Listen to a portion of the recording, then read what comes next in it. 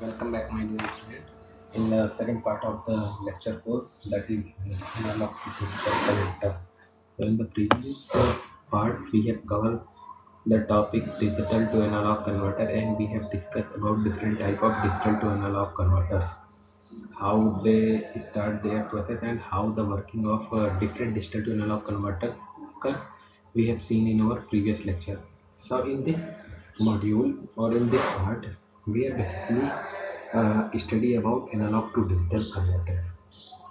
So there are some different types of analog to digital converters, and mainly this part, which is ADC, is cover also in your measurement subject, because it is also an important part for the measurement topic, and there you have studied lots of ADCs. So we will explore in our upcoming. So now the first analog to digital converter is counter type ADC. So as the name suggests, counter type analog to digital converter. So this is basically a comparator. We have studied it in open topics that this comparator works how, that is, if V1 is greater than V2, as V1 is given to positive terminal and V2 is negative. So if V1 is greater than V2, then output is V reference. If V2 is greater than V1, then output is minus V reference. So it is a normal working of a comparator. So basically, counter type ATC is a one bit quantizer, and here this is a comparator, clock, counter, digital to analog converter. So basically this is a closed loop control diagram. So as you can see, from here we are taking output, this is the feedback, it is given to input, then input are compared, then given to counter, and the output is produced. So this is a complete schematic diagram of counter type ADC. So how it starts working? So basically what happens, sorry, so basically what we are discussing, that in counter type ADC, what happens, there is a comparator. Okay, here is a comparator in input stage which compares the output. This is a reference voltage, and this is a some output which is coming from DSP. These two are compared, because here it is coming analog output, analog is compared to analog, then is given to counter. So how it is happening, that when analog output V0, this reference voltage is greater than the output coming from DAC, then counter is 1, and if this is less than this, then counter is 0. So as the counter is 1, the conversion resumes, but if the counter reads 0, as soon as counter reads 0, the digital to analog output stop. So whatever the output coming at that time is the digital output for the given analog input. Okay.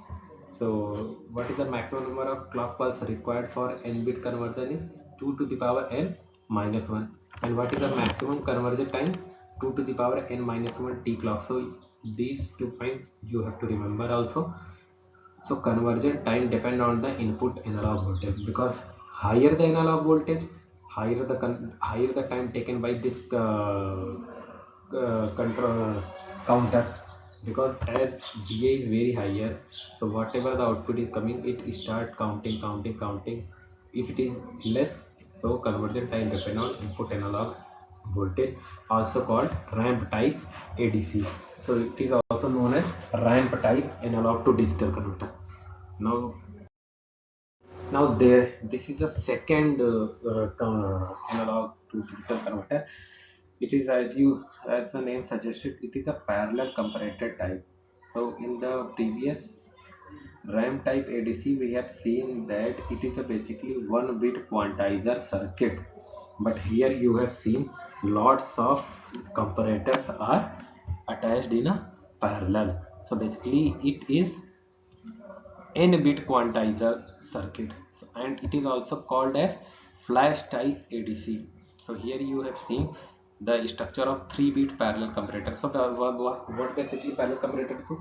For n bit, it requires 2 to the power n minus 1 comparator. There only one comparator required. How many resistors it required? 2 to the power n resistors required. How many priority encoders required? 2 to the power n into n priority encoders required. So this is, as you can, for 3-bit parallel comparator, how many comparator we need? 2 to the power 3 minus 1, that is 7 comparator. So 1 2 3 4 5 6 7 comparator. How many registers will be required? 8, that is 1 2 3 5 6 7 and 8. How many priority encoder required? So 2 to the power n means 8 and 8 across 3 encoders. So this is a basically 8 cross 3 priority encoder. Okay, so what basically we have given here? So as you can see, in this priority encoder no clock is required for input. The best thing in flash type ADC is that it doesn't require any clock, so it is a very fast. It completed its application in a very lesser time compared to RAM type ADC. So as you can see, the resistance are divided as per the output of comparators. So here no clock pulse is required, so it is fastest among all, and the maximum number of clock pulse required for n bit conversion is which is inside pipe input pipe output. So as you can see, so range of analog output. So how it is coming digital output? As you can see, if the reference voltage, that is VA, is greater than 7 VR by 8, then the output is 7.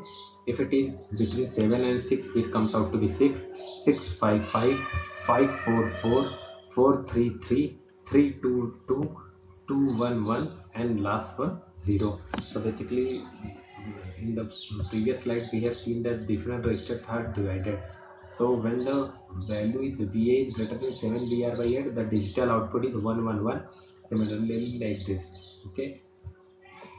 Now the third one is successive approximation register. So this is a basically a structure or schematic diagram of SAR type. So here one comparator, one control circuit, SAR DAC. It is also a closed loop control diagram. So here in successive approximation register, the SOC, start of conversion, end of conversion and clear clock. Three different inputs, or you can say two input and one outputs are attached here. So ring counter is used to set the base. For this we are using ring counters to set the base. Now control circuit is used to reset. For what purpose control circuits are used? It is used to reset. This clock is adjusted by ring counter. So what happens in SAR type ADC, ring counter will be present to successively set the base. So control circuit is used to reset previously set bit when VA is less than reference voltage. So it is normal that when VA is less than VR, this control circuit reset the output. So what happens in SAR type, n clock pulse required for n bit conversion. So what is the conversion time? N into t clock pulse. In the RAM type ADC, we have seen that 2 to the power n minus 1 into t clock is the conversion time. So for SAR type, conversion time uniform for any analog voltage. Conversion time is independent of any counters. Okay, the SAR is mostly used in digital circuit to provide interface with microprocessors. So this is the basically best advantages of SAR type. Now the most important one type of ADC is dual slope integrating type ADC. So as the name suggests, dual slope, basically we need two slope in this diagram. Integrating type means this dual slope is integrating and giving the output. So how it is happens, as you can see, this is a basically resistance and capacitor in attached in a feedback to the op amp. Now here again a buffer, then clock, counter, control circuit. So what happens when VR slope is all, that is VR, the reference voltage slope is always greater than VS slope. When it happens, when VR is greater than VS slope, what happens? So as you can see, this is the graph of V0 we have taken. So this is the dual slope. T1 is coming out to be 2 to the power n t clock, and T2 is n into t clock. So what happens in dual slope? A counter is used to count clock pulse. So what we need? A counter we need to count the clock pulse. Converter started initially, counter is reset to 0 and switch S is connected to VA. Switch S is connected to VA. When integrator is integrating, now this is the circuit of integrator. So when integrator is integrating analog output voltage of, then it become negative voltage. Due to this comparator output becomes 1.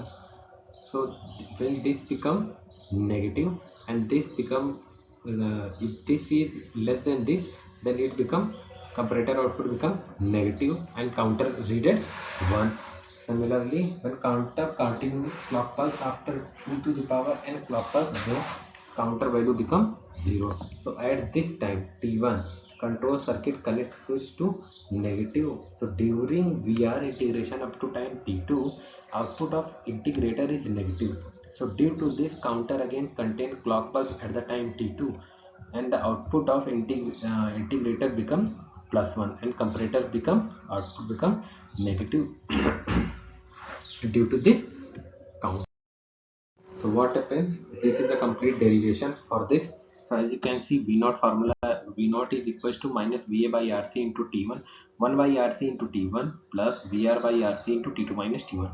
So what happens at T equals to T2? V naught 0.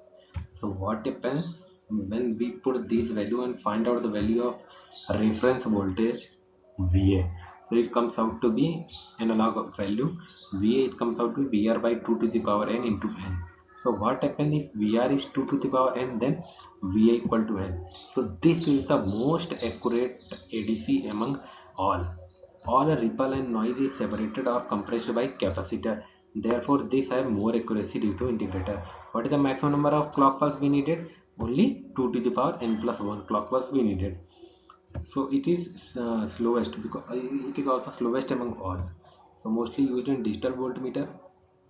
Okay, so the clock pulse required here, it is brief note point we have written here that for clock pulse counter type 2 to the power n minus 1, for flash 1 clock pulse, for SAR n, and for dual type 2 to the power n plus 1 clock pulse. So as you can see, this is the slowest and flash is the fastest analog to digital converter, and but most accurate analog digital converter is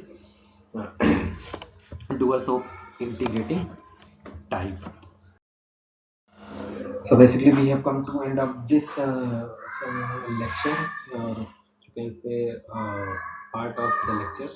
So in this part we have completed different type of ADC. For more clarity you can refer to electrical measurement and measuring instrument by Ekesani. There also some figure and some classification are also there, so you can understand well. For any query or any question, you can comment in comment box or write in a Google Classroom. Thank you.